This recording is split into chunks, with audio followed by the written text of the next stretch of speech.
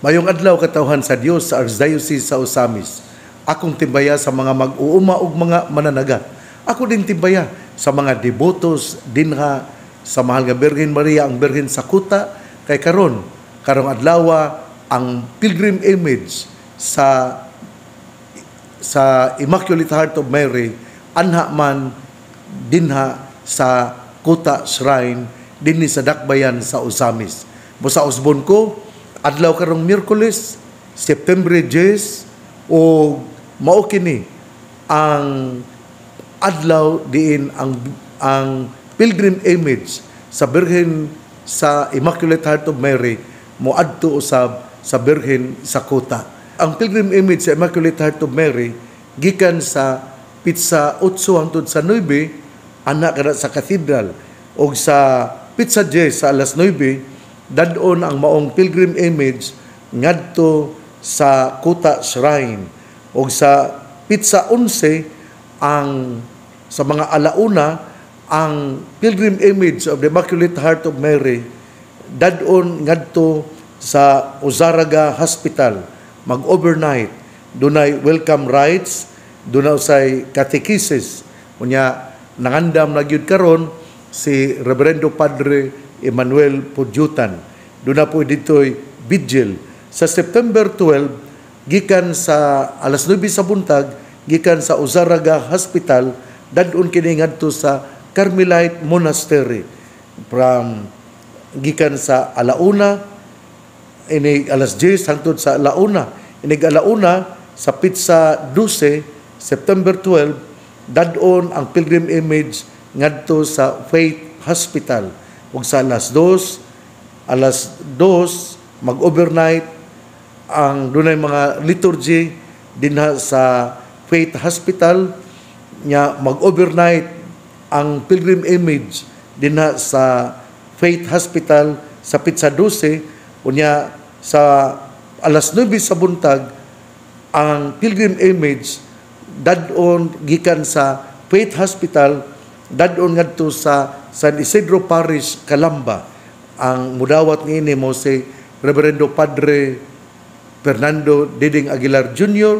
uban usab ni Father Zaki Montefalcon.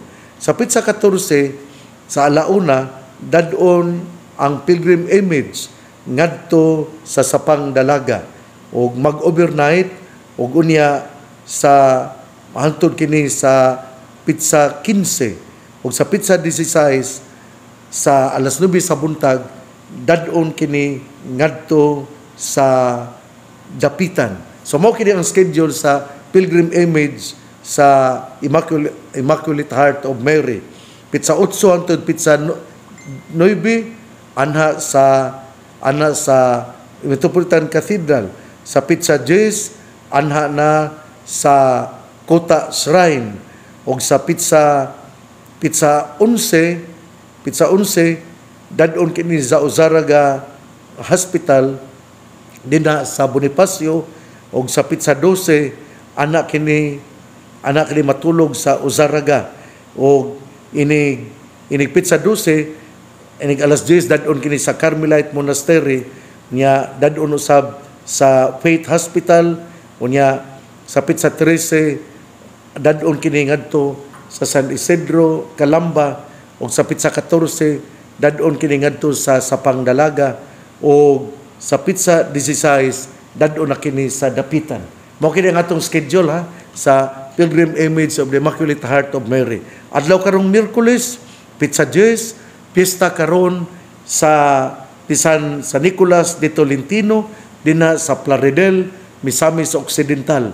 Kagahapon, Pitsa 9 mao ang birthday usab ni kanhi Presidente Sergio Osmeña Sr.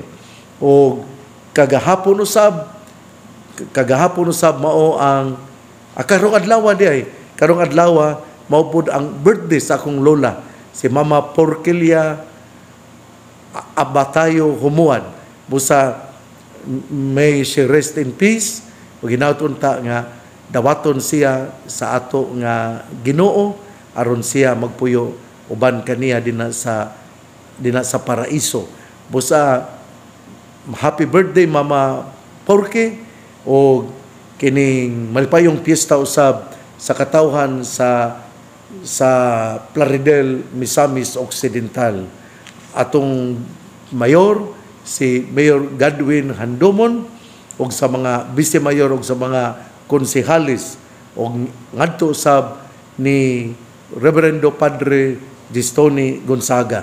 Ang atong ebanghelyo karon, atong kutloon sumala sa ebanghelyo ni San Lucas. Unya mitanaw si Jesus sa iyang mga tinun-an ug miingon, bulahan kamong mga kabus, kay inyo ang gingharian sa Dios. Bulahan kamong mga gigutom karon, kay kamo pagabusgon. Bulahan kamo nga karon naghilak, kay kamo malipay ra unya. Bulahan kamo kun ang mga tawo magdumot ug magsalikway ug magbugal-bugal kaninyo ug mag-ingon nga kamo mga dautan tungod sa anak sa tawo. Paglipay kamo kung kini may tabo o pagsayaw sa kasadya, kay dako ang ganti nga gitagana alang kaninyo didto sa langit. Kaya ang ilang mga katigulangan naghimo sa ingon ngadto sa mga propeta. Apan alaot kamo nga mga dato karon, kay napahimuslan na ninyo ang kinabuhi nga hayakay. Alaot kamo nga mga busog karon, kay kamo unya kanunay gutomon. Alaot kamo nga karon nga tawa, kay kamo unya magbangutan ug maghilak.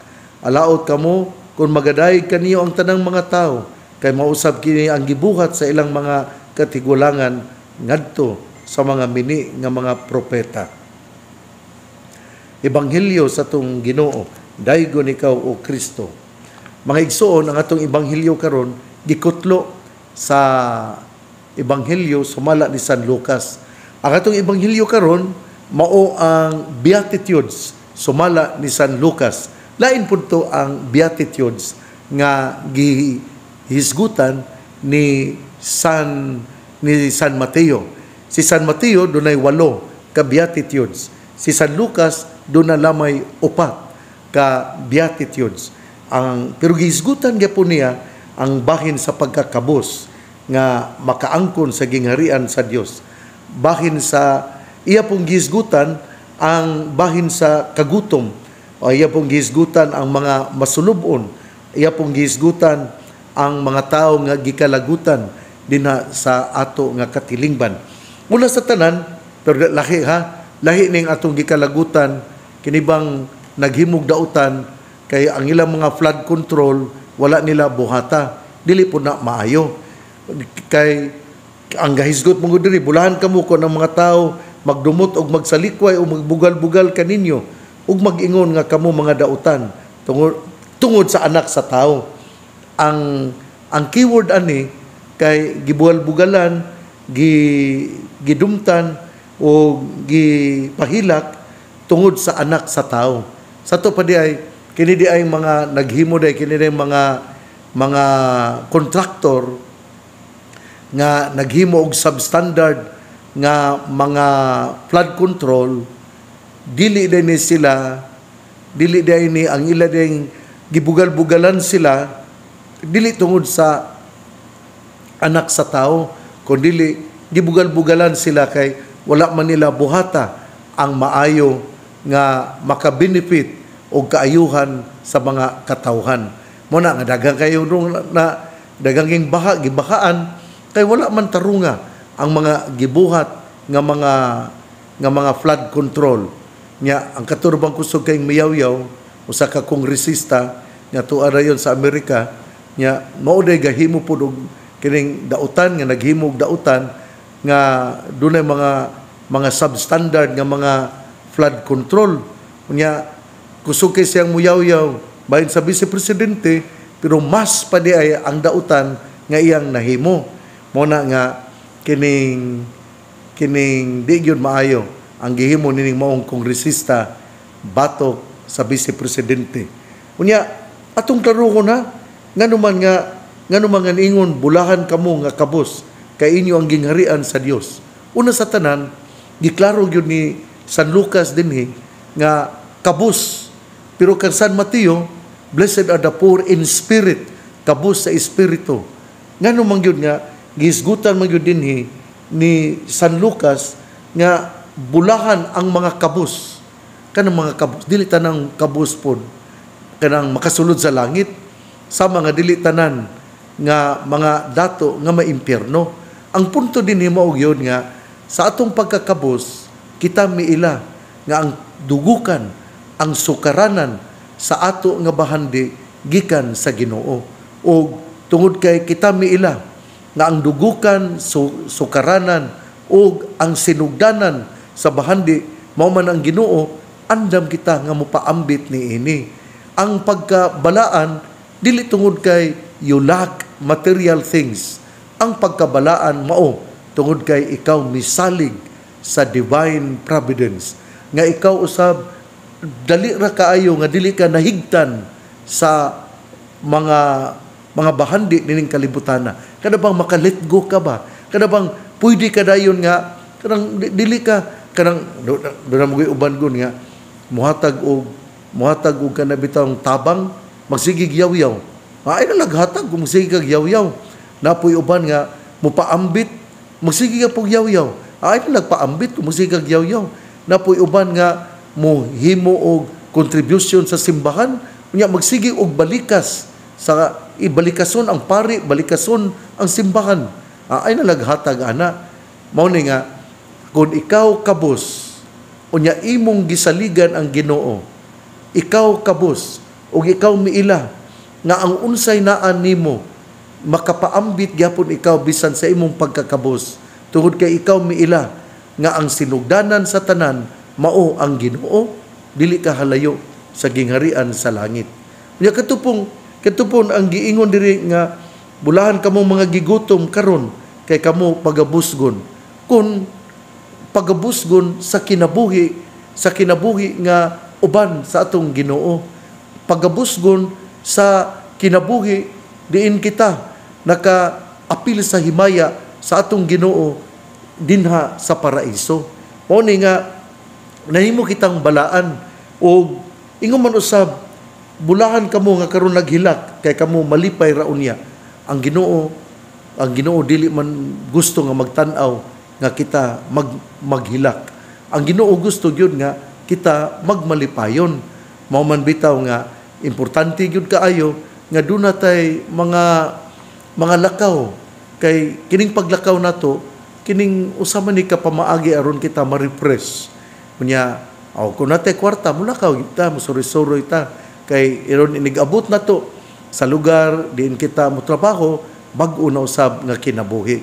Mao na nga ato yung hinumduman nga ang pagkabulahan sa kabus dili tungod kay kabus siya kundi nabulahan siya tungod kay misalig ang iyang kinabuhi, iyang gihalad ngadto sa Ginoo ug misalig siya nga siya dili gayud biyaan sa Ginoo. Unya ingom na usab nga ang ato nga kini bitaw ang laktod nga pagasulti more on humility gyud ni ang kining ebanghelyo ni San Lucas, more on humility and detachment. Ngay si San Lucas good kuan mo gud ni siya good kana bitaw very strict in terms of worldly treasures. Kanang ingong gud siya klaro-klaro gyud ni nga ang bahandi usahay babag aron kita makasulod sa gingharian sa langit. Tinuod yun na. Kay kung ikaw ang imong tutok, bahandi lang, lisod yung kayo ang kinabuhi.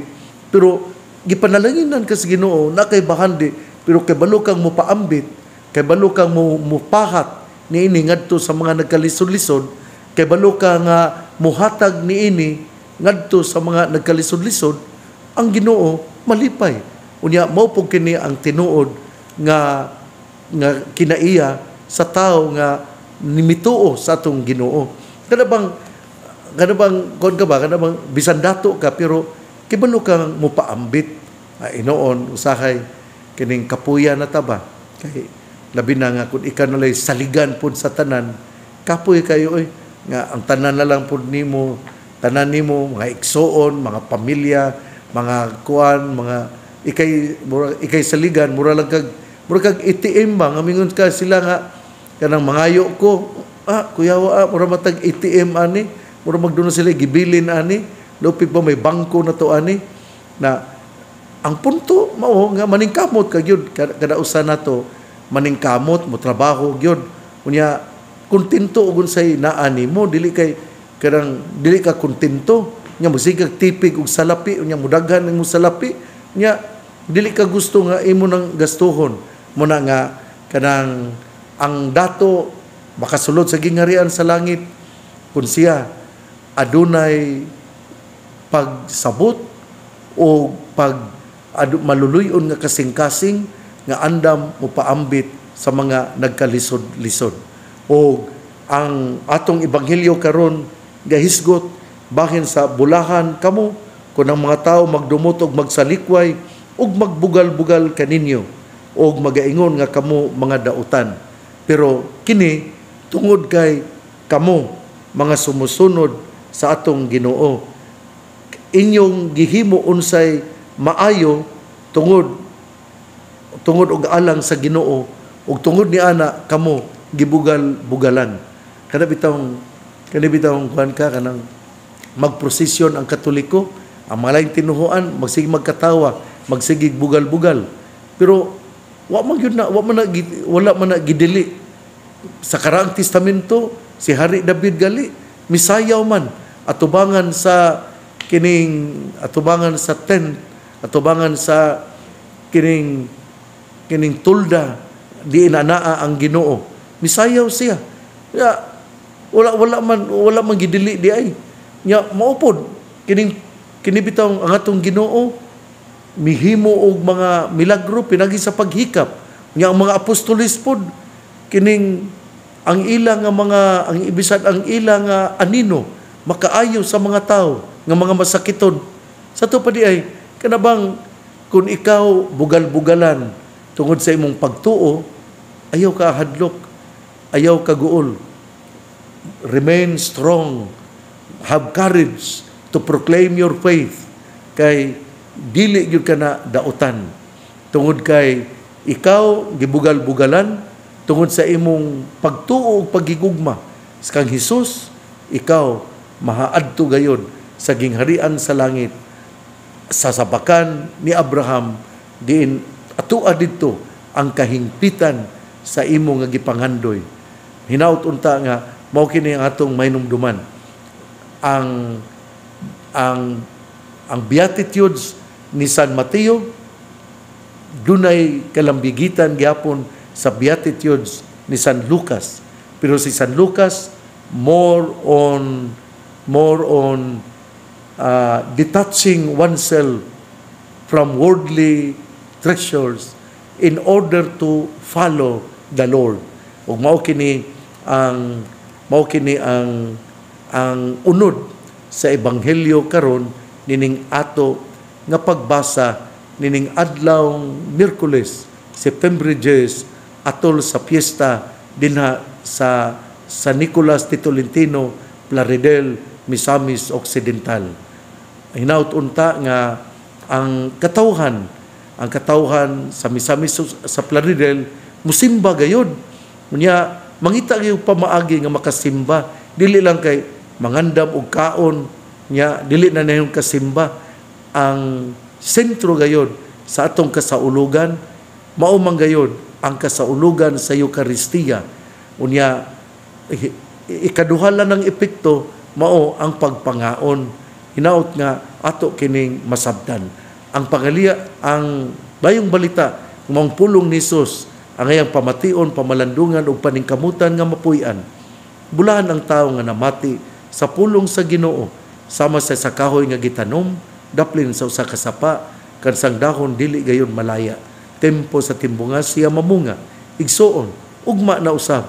Sa gihapon, karon Pitsa Jes, ang pilgrim image sa Immaculate Heart of Mary, anaa karon sa Kuta Shrine.